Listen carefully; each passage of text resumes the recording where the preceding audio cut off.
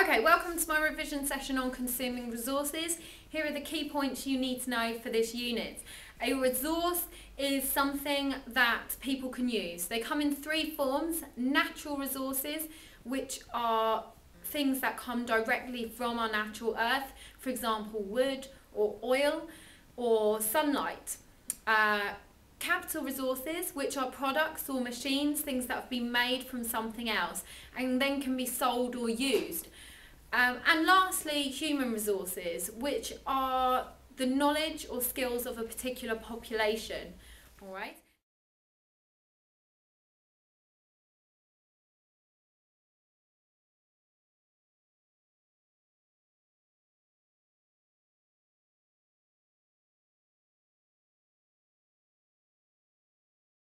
MEDCs will use a lot of resources because of their lifestyle. They'll use a lot of resources and they have high levels of consumption.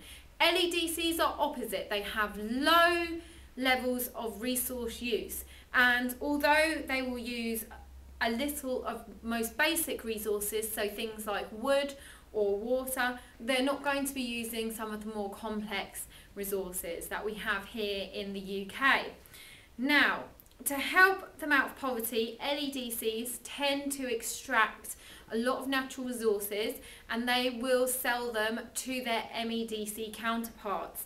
However, as we know, exploiting resources can have impacts, particularly on the environment, but also socially and economically. Now, resources do need to be retained for future generations to enjoy, but obviously we need to live comfortably, and countries need to develop. So they need to move from people living in poverty to living a better lifestyle. We call that sustainable development and sustainable management. You can use existing resources more efficiently or use renewable resources instead. And this is one example of how we can live more sustainably.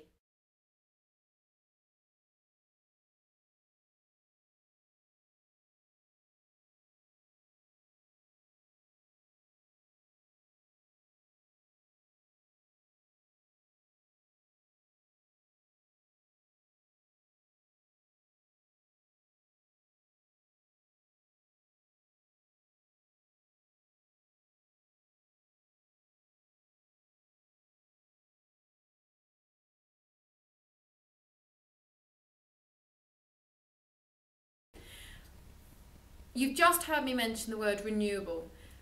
When we're talking about energy, we're talking about either renewable or non-renewable energy sources.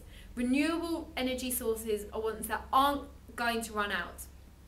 They're infinite in their supply.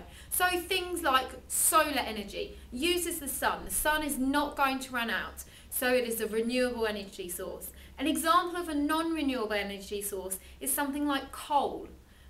It's because it takes millions of years to make new supplies of it.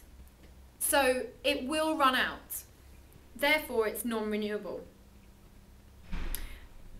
Now, when you're thinking about these energy types, you may want to pick out one in particular and learn the benefits and the costs. When I say costs, I mean negatives. So the positives of that type of energy and the negatives. And it's worth picking out one renewable and one non-renewable and learning them for the exam.